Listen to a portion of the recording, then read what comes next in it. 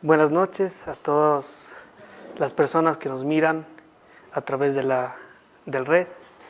El tema de hoy es ética de la felicidad. Es un tema bastante complejo porque trata de un sentimiento natural, de una aspiración natural a la que el ser humano pretende llegar, ¿sí? Sin embargo, vamos a entender todo el proceso y cómo en muchas ocasiones, tanto colectivamente como individualmente, el ser humano ha fallado en esta búsqueda, ¿sí?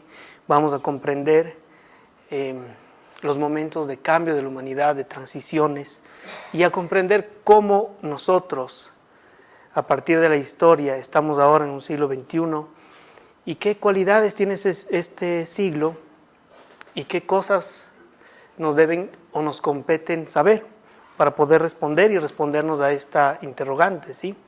Por eso es ética de la felicidad. Vamos a ver.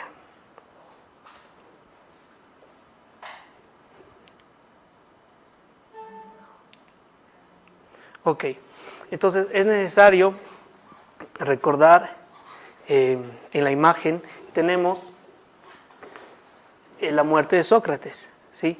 Todos sabemos Sócrates fue el primer pensador que dará al mundo moderno el sello característico, que es salir del pensamiento mítico, acabará con toda la idea griega de referirse a las pitonisas, al oráculo, para entrar en una nueva etapa del conocimiento de sí mismo, del conocimiento a partir de la razón del ser y de cómo debe vivir, ¿sí? Es decir, a explorar el ser en sus cualidades, en todas sus facultades, ¿de acuerdo? Sócrates lo condenaron, era muy polémico, se reúne en tribunal, lógicamente desestabiliza el orden, un nuevo planteamiento, y lo acusan de desvirtuar a los jóvenes, en fin, de muchas cosas. Resuelven ejecutarlo mediante un castigo que era morir envenenado, tomando cicuta, ¿sí? Entonces tenemos en este cuadro, tenemos a Sócrates, ¿sí?, con sus amigos más íntimos, bebiendo el veneno, ¿sí?, llevando a cabo la condena que le pusieron, ¿sí? ¿Qué era la felicidad en el concepto socrático? Sócrates dice: la felicidad es un estado de plenitud, ¿sí?, un estado del ser. Vamos a entender este tema de la felicidad. Tenemos este término que me pareció muy importante y quizá lo vamos a encontrar en otros lugares, se llama el eudemonismo, ¿sí? ¿Qué significa eudemonismo? ¿Sí? Es una ciencia, es una parte de la ética, una disciplina cuyo término proviene del griego eudaimonía, que significa felicidad, ¿de acuerdo? Es la denominación que se asigna a toda teoría ética que postula que el bien buscado por naturaleza, por el ser humano, es la felicidad. Entonces, primero entendemos que en nuestra naturaleza está la búsqueda de la felicidad, ¿de acuerdo? Y vamos a entender todo lo que estudia esta ciencia, ¿sí? Para eso es muy importante referirnos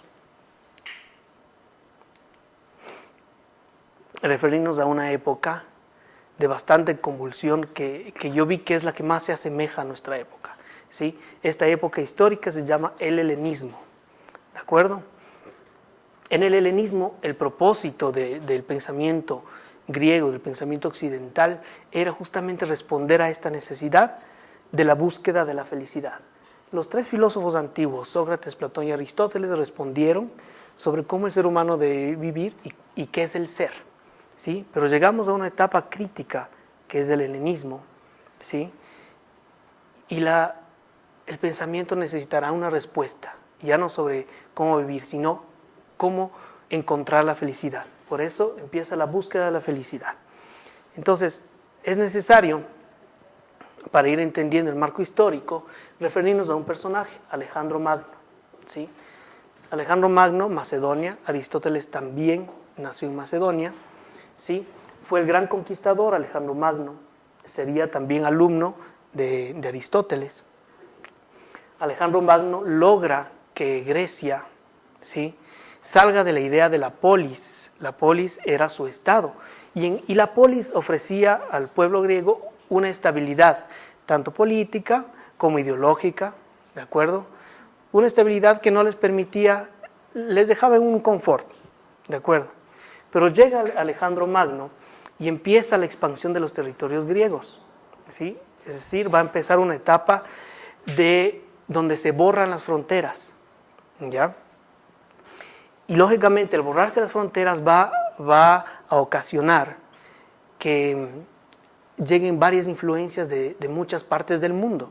Estamos hablando más o menos 300 antes de Cristo, siglo IV antes de Cristo, ¿ya? Entonces, todavía nos llega el cristianismo.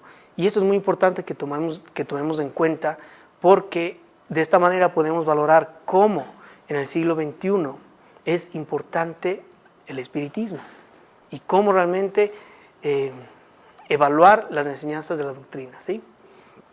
Ok, Alejandro Magno expande y la influencia griega se va a los 3 reinos: Siria, Macedonia y Egipto. ¿De acuerdo? Tenemos aquí el mapa, ¿sí? Donde tenemos Grecia, Macedonia está por aquí, y empieza la expansión. Entonces, ¿qué va a pasar en el ideario de la sociedad? ¿Sí? Tenemos influencia de Egipto, que ya Platón viajó y muchas cosas de Egipto las trajo Platón, la idea de la preexistencia del alma, por ejemplo, ¿sí? Tenemos Asia Menor, ¿de acuerdo? Y las partes de acá. Ok, ¿qué pasó en la sociedad en cuanto a la ciencia, a la filosofía y a la religión? Que son los 3 aspectos que nos interesan. ¿Qué pasó? En cuanto a la ciencia, lógicamente se amplía todo y tenemos aquí un punto de encuentro que va a ser el único lugar donde se va a encontrar el conocimiento, ¿de acuerdo? Científico, y será la Biblioteca de Alejandría, ¿sí? Tenemos el Faro de Alejandría, también es una de las maravillas del mundo, que antiguo, ¿no?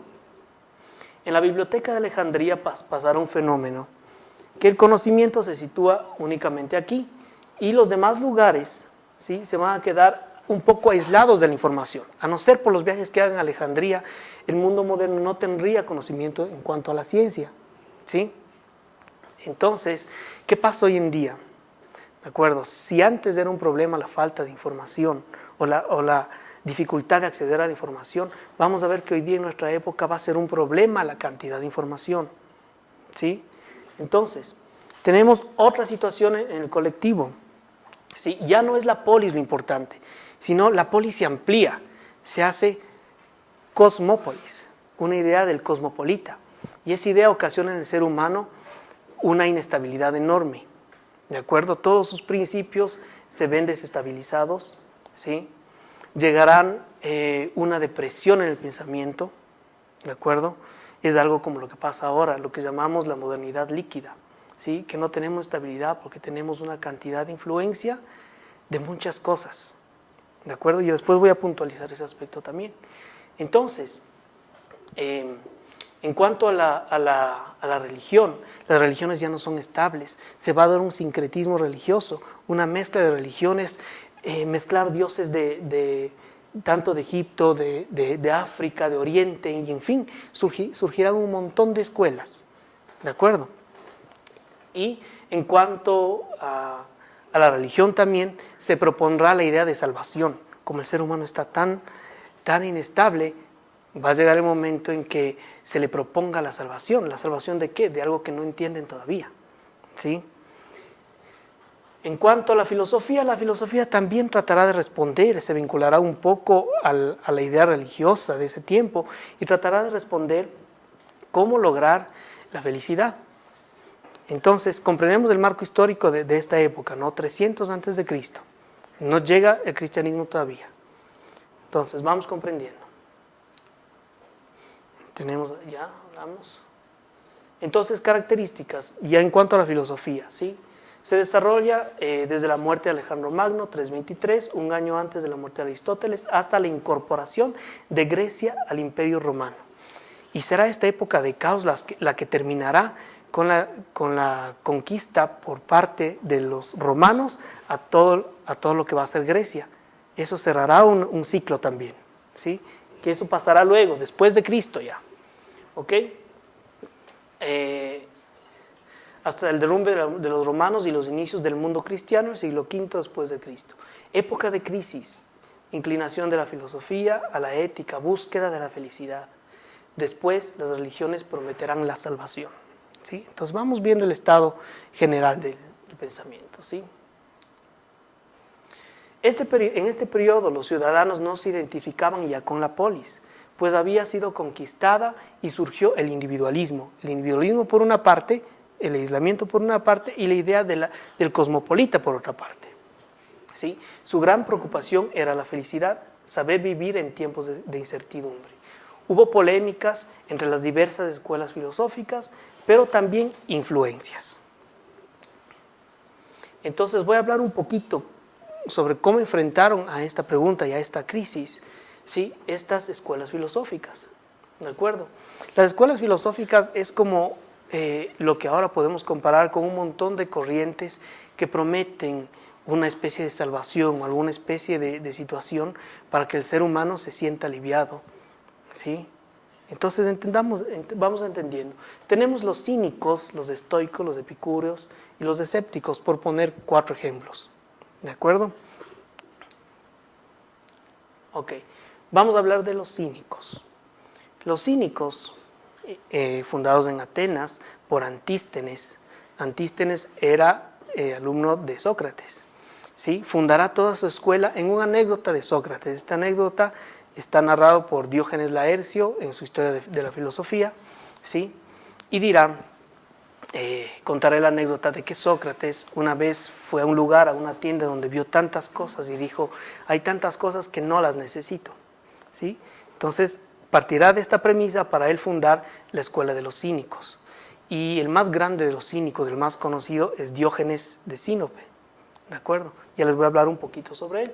¿Qué planteaban los cínicos? Que la felicidad se encuentra en la ausencia de preocupaciones de todo tipo, materiales, en una vida demasiado austera, en la ausencia de compromiso con el individuo y con la sociedad, ¿sí? Es decir, una vida muy individual en donde se evitaba todo tipo de lujos materiales, incluso de lo necesario muchas veces. Cínicos viene de quínico, quínico significa perro. Entonces la idea de ellos era llevar una vida de perro, casi como animales. Diógenes de Sinope, vivía en un tonel era una barrica, un barril, ¿sí? Y era lo único que tenía, ese barril y su capa, ¿de acuerdo? Y él decía que la felicidad, si de esta manera puede acceder a tenerla todo el mundo. Y si todo el mundo consigue la felicidad de esa manera, es decir, a partir de la renuncia, nadie puede quitársela, ¿sí? Porque no tiene la felicidad puesta en un objeto de felicidad, ¿sí? Entonces, aquel que consigue la felicidad de esta forma, nadie le va a poder quitar. Hay una anécdota de Diógenes, 2 en realidad, una en la que Alejandro Magno, ¿sí? Muy curioso de este personaje, muy influyente, ¿sí? Se acerca, quería conocerle, y Diógenes estaba tomando el sol.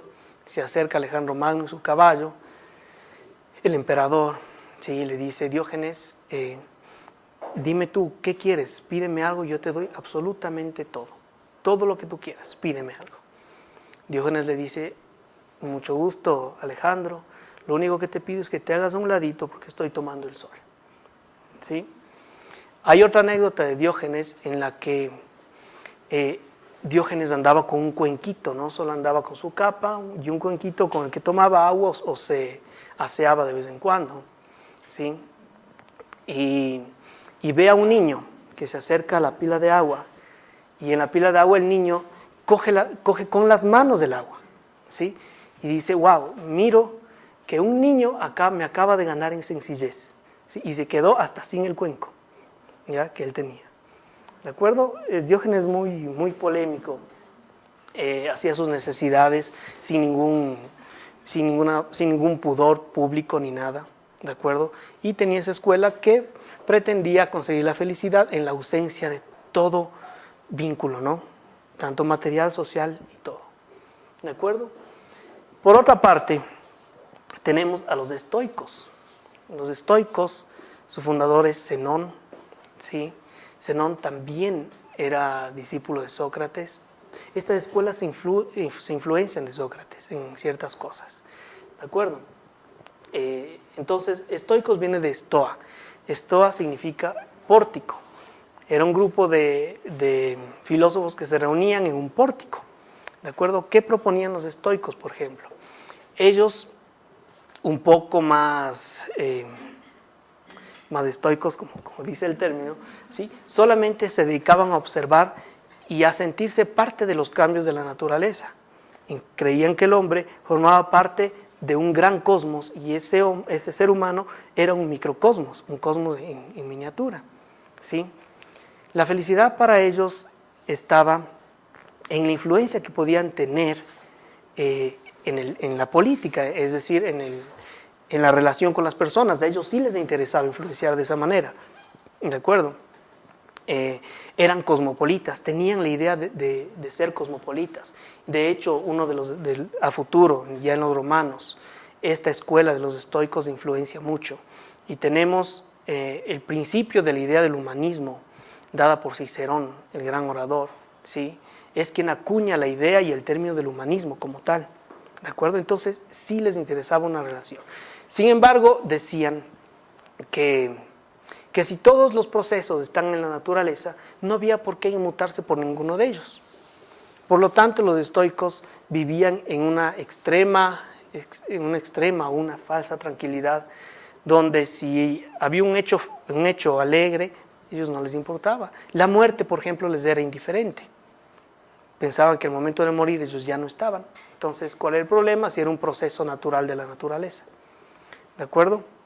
Entonces, una indiferencia ante todos los procesos y ellos se consideran parte de un proceso natural del que no hay que sorprenderse. ¿Ya? Por otra parte tenemos los epicúreos. Los epicúreos, cuyo fundador es Epicuro, ¿sí? Y normalmente el término epicuro entendemos con algo que tiene que ver con el placer sensual, no es la idea colectiva de Epicuro o los epicúreos. Sin embargo, no es tan así. Los epicuros plantean que sí, que de hecho la felicidad se logra a través de la búsqueda del placer, ¿sí? Pero no del placer sensual, ¿de acuerdo? Sino ellos iniciarán una ética del placer, que significa que evaluarán todo tipo de acciones para concluir en un placer mayor, ¿sí? Eso significa, por poner un ejemplo, ¿no? Que evitarán el placer efímero y más bien encontrarán satisfacción en la moderación o en el control o en la programación de un estilo de vida que te permita un placer mayor, ¿sí? Por ejemplo, a todos nos puede gustar el chocolate, ¿de acuerdo? Y podemos comer una gran cantidad de chocolate. Sin embargo, puede parecer un placer efímero, ¿sí? Si todas las veces que comiéramos esa gran cantidad de chocolate, reserváramos ese dinero y no compráramos chocolate, seguramente al año podríamos comprar algo mayor, ¿sí? Y si reserváramos esos dineros, podríamos hacer algo más, como ir de viaje y en fin. Entonces, los epicuros se plantearán una felicidad mayor a través de la moderación, del control, ¿de acuerdo? Y por último tenemos a los escépticos. Su fundador es Pirrón, ¿de acuerdo? Ellos no tendrán una postura ni positiva ni negativa, se dedicarán solamente a observar sin emitir ninguna opinión, ¿sí? A mirar los hechos y listo, ¿de acuerdo? Ok. Entonces vamos viendo, ¿no?, la necesidad que había en las personas y la propuesta de las diferentes escuelas o grupos filosóficos, ¿sí? Tenemos un resumen. Entonces tenemos lo de Alejandro Magno, desaparece la polis, se abre el mundo, y hay en el colectivo una seguridad individual. Los estoicos, felicidad es un deber, ¿no?, para los estoicos, ¿sí? Todos tenían la idea de aguantar todo tipo de dolor también, ¿no? Los epicúreos, la felicidad está en el placer, la libertad, el sabio disfruta con moderación, ¿sí? Y tenemos a los escépticos, la felicidad, la abstención del juicio, no emitir criterios ni nada, ¿sí? El ideal de vida es la apatía, ¿de acuerdo? Entonces vamos comprendiendo esta etapa. Ahora, ¿sí? Para vincular esto a la llegada del espiritismo en el siglo XIX, 1800, ¿sí? Que influenciará todo el 20. Acordémonos, en la historia, sí, voy a ponerle la otra. En la historia tenemos a Sócrates como un punto clave de transformación del pensamiento occidental, ¿sí?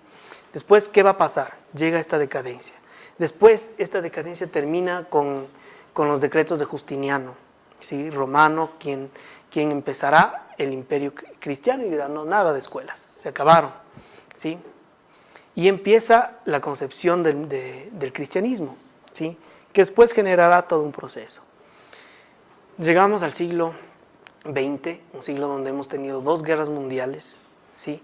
Donde la globalización o el límite de las fronteras no existe porque el Internet, ¿sí? La globalización, ¿sí? Nos dan ese sentido de ampliar las fronteras, ¿sí? Por eso digo que ahora es un peligro la información, la cantidad de información. Entonces también el ser humano, al tener tantas cosas, ¿sí? Llega a tener una crisis individual, a tal punto que necesitamos crearnos una realidad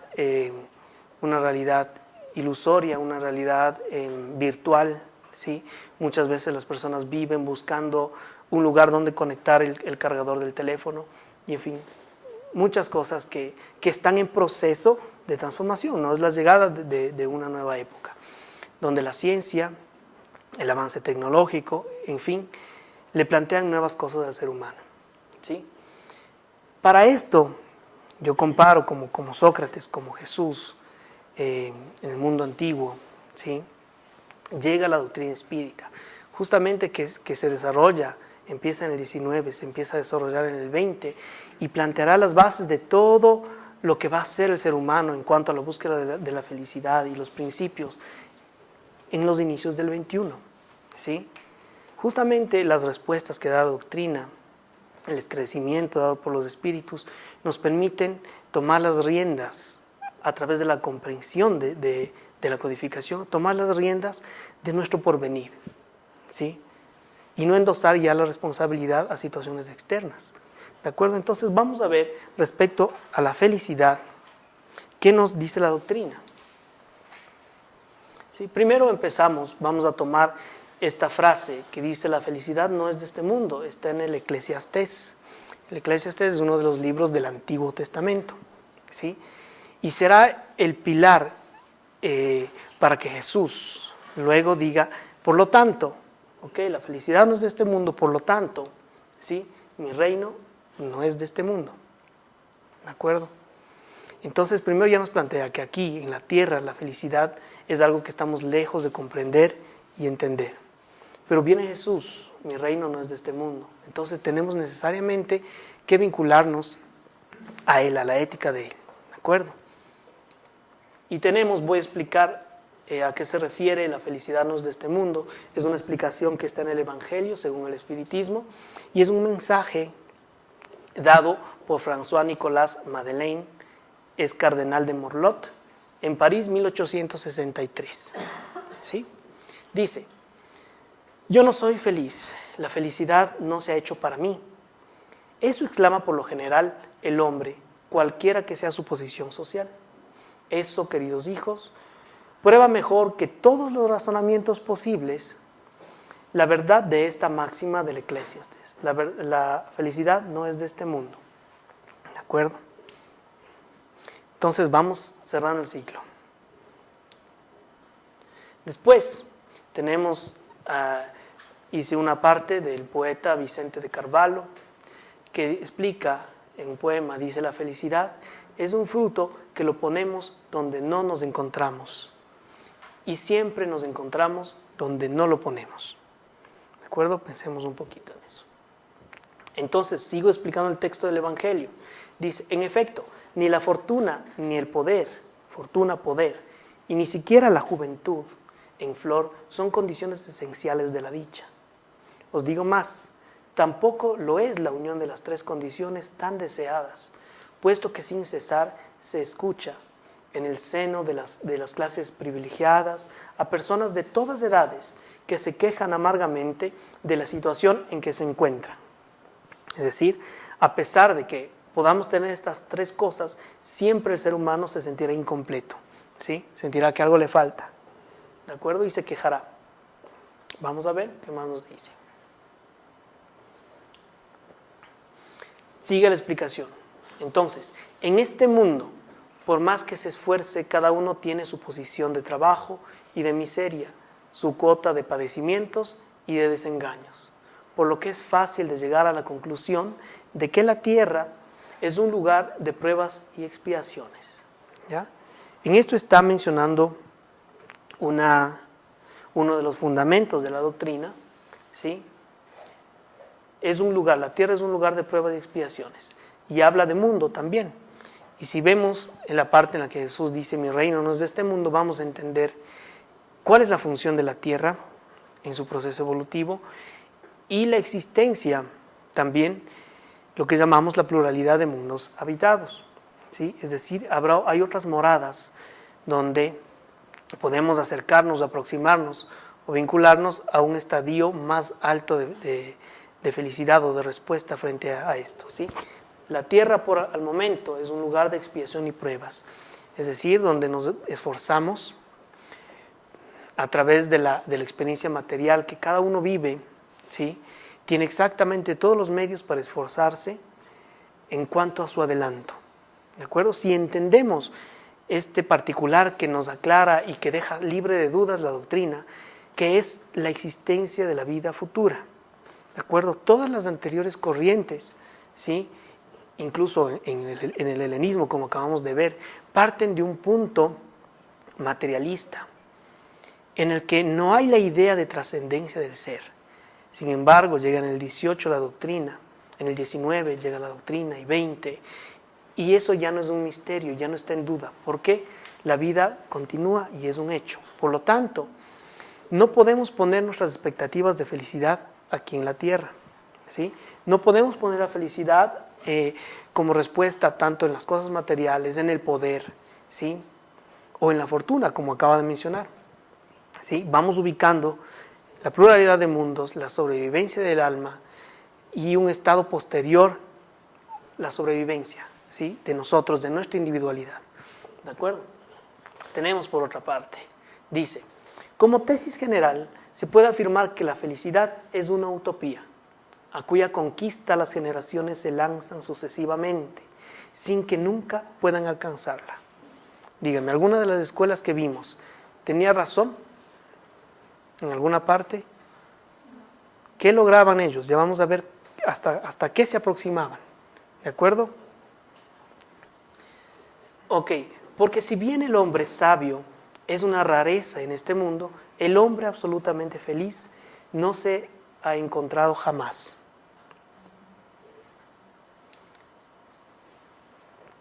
Dice, con todo, no deduzcáis de mis palabras que la tierra esté condenada a perpetuidad para ser una prisión, que nos habla de la ley de progreso. La tierra, a medida que va evolucionando, va a ser un lugar ya no solo de pruebas y de expiación, sino será un lugar de regeneración, donde tendrá otro ámbito, ¿de acuerdo?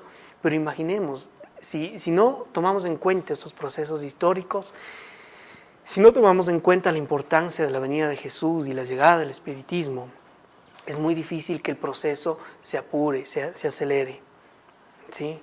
Porque tenemos que entender, si vemos por ejemplo el espectáculo romano, ¿sí? De los emperadores, y vemos en la idea del siglo XXI, cuando tomó el poder el presidente de los Estados Unidos, era una semejanza a un espectáculo romano. Es decir, todavía las personas necesitan de ese tipo de expresiones, yo diría casi primitivas, ¿de acuerdo? Llenas de sensaciones y experiencias de ese tipo, ¿ok? Tenemos que ir saliendo de eso. Dice, con todo, no deduzcáis mis palabras de que la tierra esté condenada a perpetuidad para ser una prisión. Por cierto que no. Porque los progresos realizados podéis deducir fácilmente los progresos futuros y de las mejoras sociales conquistadas, nuevas, más fecundas mejoras. ¿de acuerdo? Tenemos también en este ámbito el tema de la ley de destrucción, por eso Alejandro Magno, el conquistador, en fin, las 2 guerras mundiales, ¿sí? Esa es la inmensa tarea que debe cumplir la nueva doctrina que los espíritus nos han revelado, ¿sí? ¿No? Han quitado el velo, ya estamos en una etapa donde podemos entender un nuevo orden de cosas, ¿sí? Ahí termina el mensaje de François Nicolas, 1863. Después tenemos entonces que actualmente sí, vivimos en un mundo lleno de sensaciones, ¿de acuerdo? Y muchas veces podemos confundir las sensaciones con la felicidad, cuando en realidad puede ser simplemente una alegría efímera, ¿sí? Todo lo que percibimos a través de los sentidos, de la experiencia sensorial, material, no le llevan al ser humano a una búsqueda, a una plenitud, ¿sí? Siempre va a tener un límite. Entonces las sensaciones son algo efímero, apenas es un proceso incluso evolutivo del principio inteligente como tal. Sale del instinto, llega a las sensaciones, ¿sí? Y en algún momento podrá llegar a la razón y a formar un concepto claro de qué va a ser esa entidad en el futuro y entendiendo cuál es su futuro como tal, ¿sí? Entonces tenemos que estas sensaciones solo nos provocan una alegría efímera, ¿sí?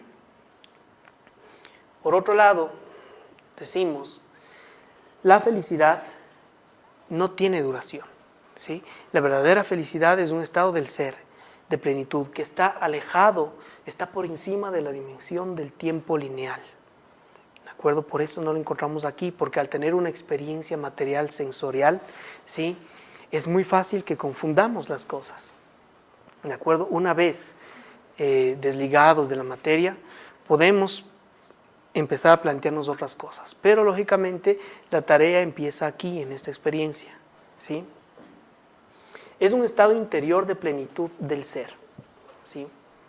Estos son una de las cosas que se entiende gracias a la comprensión de la doctrina, y lo menciona Divaldo justamente, ¿sí? Y estamos llegando aquí nuevamente a retomar el punto socrático. ¿Cuál era la síntesis socrática sobre la felicidad?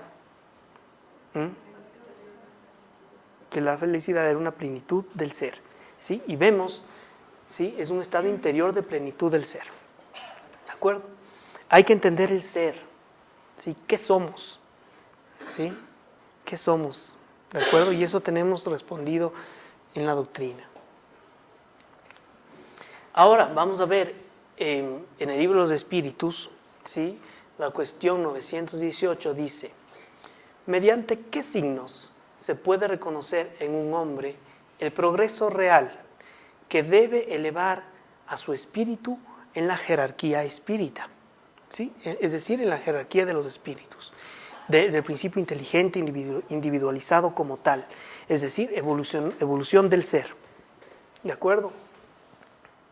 Habla de progreso, ¿sí? Y ya vimos que el progreso es algo que se tiene que dar, ¿de acuerdo? ¿Mediante qué signo se puede reconocer en un hombre el progreso real que debe elevar su espíritu, ¿sí? A la jerarquía espírita, es decir, aproximarse a la plenitud, ¿ya? Y tenemos la respuesta del mundo superior indica: el espíritu prueba su elevación cuando todos los actos de su vida, ¿sí? Por eso el mayor bien que tenemos es la vida. Una de las mayores cosas es la experiencia, y en la vida encontramos el colectivo, la familia, ¿de acuerdo? Dice, cuando todos los actos de su vida corporal constituyen la práctica de la ley de Dios, y cuando comprende por anticipado la vida espiritual. ¿Se acuerdan que en las conferencias que he ido dando hablábamos de la ley natural y de las distintas leyes que son una síntesis contemporánea de la ley mosaica que explica todas estas leyes de Dios, ¿sí? La ley de sociedad, la ley de adoración y etcétera, ¿sí? La doctrina llega para aproximarnos mucho más a la comprensión de esta ley de Dios, ¿sí? Una de las leyes es la ley de justicia, amor y caridad. Es decir, el amor es comprender el amor, ¿sí? Es una de las cosas a las que tenemos que irnos aproximando, ¿sí? Y cuando comprende por anticipado la vida espiritual, ¿cómo comprendemos la vida espiritual, ahora ya no tenemos dudas, gracias al espiritismo ya no tenemos dudas de este hecho. ¿Sí? Que tenemos que irlo comprendiendo, de acuerdo. Para eso tenemos toda nuestra vida corporal, ¿sí? Y la vida espiritual también. Ok. Gandhi menciona, para ser compatible con esto, dice, la felicidad se alcanza cuando lo que uno piensa, ¿sí? El pensamiento, primera cosa, ¿sí? ¿Qué pensamos? ¿De acuerdo? Dentro de eso está qué nos proyectamos, ¿sí? La felicidad se alcanza cuando lo que uno piensa, lo que uno dice y lo que uno hace están en armonía, ¿sí? Es decir, el pensamiento y la voluntad, ¿de acuerdo? El pensamiento y la acción por otra parte, ¿sí? Pero todo parte del pensamiento, cómo nos vemos a nosotros mismos, ¿de acuerdo? Tenemos la pregunta 919. ¿Cuál es el medio más práctico, más eficaz para mejorar en esta vida? Ya entendemos qué es mejorar, ¿sí?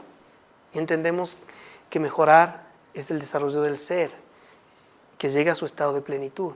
¿Cuál es el medio más práctico? Menciona alguno, ¿sí? ¿Cuál dicen ustedes?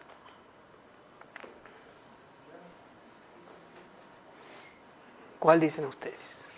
La voluntad. La voluntad es un medio. ¿Qué más puede ser?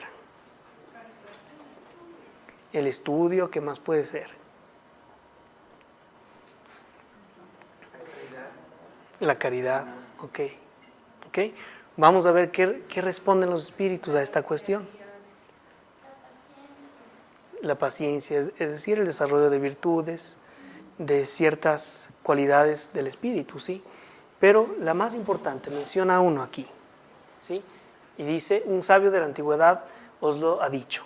Por eso me remonto a Sócrates nuevamente, ¿sí? Y dice, es esta, conócete a ti mismo. ¿De acuerdo? Si ven cómo los procesos de la humanidad, Sócrates rompe con una etapa, ¿sí?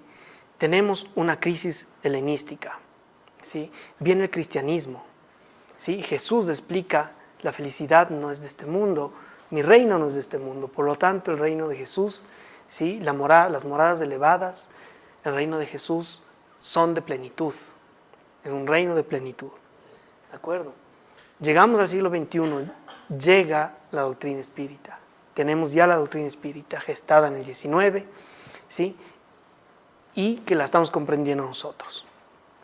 Entonces, la doctrina como el Consolador prometido, en una época donde necesitamos consuelo, por un montón de cosas en las que estamos inmersos. Hablemos, el helenismo duró un periodo de 400 años, nosotros no vivimos quizá 70, 80, 90 años, quizá. Entonces, estamos metidos en algo de lo que podemos no ser conscientes y solamente seguir viviendo sin existir, ¿de acuerdo? Pero si tomamos conciencia a dónde tenemos que dirigirnos, qué nos está pasando, ¿sí? Para ello quiero citar a un sociólogo, Zygmunt Bauman, ¿sí? Muy bueno, explica todo el tipo de crisis sociales, ¿sí? Y en su libro se llama la modernidad líquida, ¿de acuerdo? Por la inestabilidad justamente de todo, ¿ya? Entonces tenemos, ¿sí? Tenemos hasta aquí. Quiero después hacerles ver un video, si es que no hay preguntas, vamos a ver un video, luego. Vamos comprendiendo los procesos. ¿Hay preguntas, alguna inquietud que pueda surgir?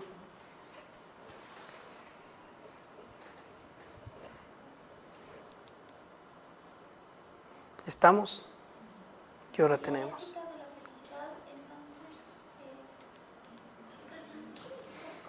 ¿Cómo se comporta? La ética habla del comportamiento, ¿sí? ¿Cómo se comporta el ser humano para llegar a la felicidad? ¿Sí? Incluso, ¿sí?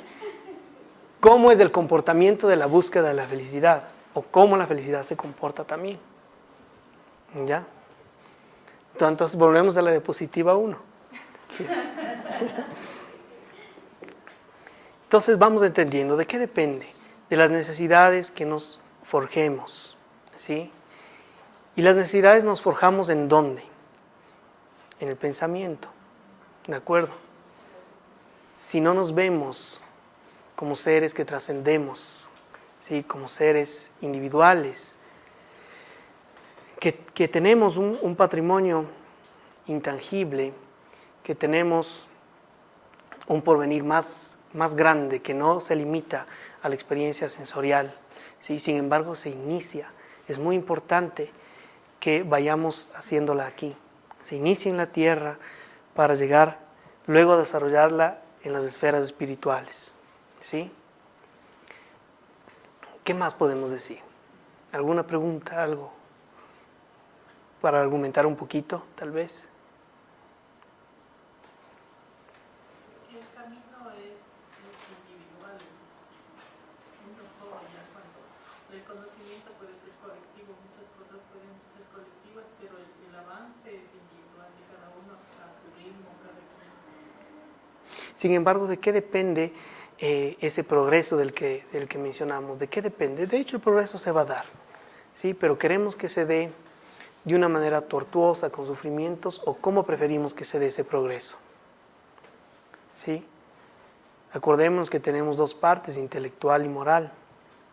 Entonces, si la parte intelectual que avanza primero, ¿sí?, permite la comprensión de muchas cosas, ¿de acuerdo?, va a hacer que la parte moral llegue y que nos vayamos aproximando a ese estado de plenitud del ser, que estamos muy lejos todavía de saborearlo aquí, ¿sí? ¿Cómo? Podemos tener ciertos destellos, mientras no, pero hay un asunto. Yo también decía, bueno, tenemos ciertos destellos, pero entendí una cosa, de que la felicidad es un estado permanente, no tiene que ver con el tiempo lineal. Esa es una de las pistas que ya nos da, ¿sí? Sí, y es un estado que no es efímero, es decir, no empieza ahorita y dura un ratito y ya, ¿sí? Entonces me aproximé, no, esas son pequeñas alegrías, ¿ya? Pero la felicidad se logra, ¿sí?, cuando comprendamos la plenitud del ser como tal. Y ese estado va a ser permanente, ¿ya? Es un estado sensorial. No tiene que ver con las sensaciones. Es un estado de expansión de la conciencia, permitiendo que la conciencia logre comprender, expandirse y haya alcanzado muchos logros ya, ¿sí? Es decir, se muestra en su plenitud, ¿de acuerdo? Plenitud del ser. Y ese estado no dura, no está limitado a la dimensión del tiempo, ¿sí? Es decir, permanece. ¿Ya? Es que Dios nos creó para ser felices, pero estamos en el proceso de aprender Exactamente, para llegar a ser felices. exactamente, ¿sí? Entonces ahí entendemos de qué se trata la ética de la felicidad. Y entendemos cuando Jesús dice, mi reino no es de este mundo. ¿Por qué? Porque la felicidad no es de este mundo. ¿Ya? ¿De acuerdo? ¿Por qué lo más involucra el conócete aquí mismo? La parte física, moral, Todo, absolutamente todo. intelectual. Todo. Para comenzarse. Nosotros somos seres inteligentes, ¿sí?, en proceso de evolución, somos espíritus viviendo una experiencia material. La comprensión de todo eso y de las consecuencias de todo eso va aproximándonos al conocimiento de sí mismo. Pero San Agustín, ¿sí?, menciona cómo lograr irse conociendo uno mismo. Es evaluando cada vez el resultado de nuestros actos, ¿sí? Y él sugiere que, por ejemplo, que en las noches evaluemos todo lo que hicimos en el día, ¿sí?, y ver si algo estuvo incoherente en nuestro comportamiento, si hicimos mal a alguien, ¿de acuerdo? En fin, si afectamos toda la obra o todo nuestro plan de crecimiento, ¿sí? Y si entendemos eso, podemos tomar también la decisión de recomenzar en cada instante.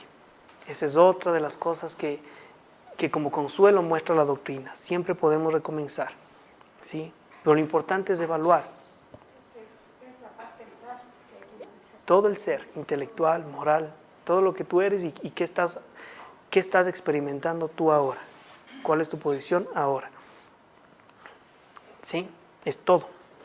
¿De acuerdo? Y tenemos esta cita de Juana que dice: la felicidad es un estado íntimo que fluye del bienestar que la vida digna y sin sobresaltos proporciona.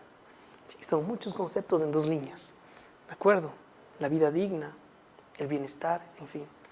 En cuanto la vida se expresa, ¿sí? Es decir, cada momento se multiplican las oportunidades de crecer y ser feliz. ¿De acuerdo? Entonces depende únicamente de nosotros. ¿Sí? De cómo te miras y de cómo a lo que quieres llegar. ¿Ya? ¿Qué tenemos por aquí? ¿Hay alguna pregunta, alguna cuestión? Ok, entonces vamos a quedarnos viendo un video y voy a despedirme de las personas que nos miran por YouTube.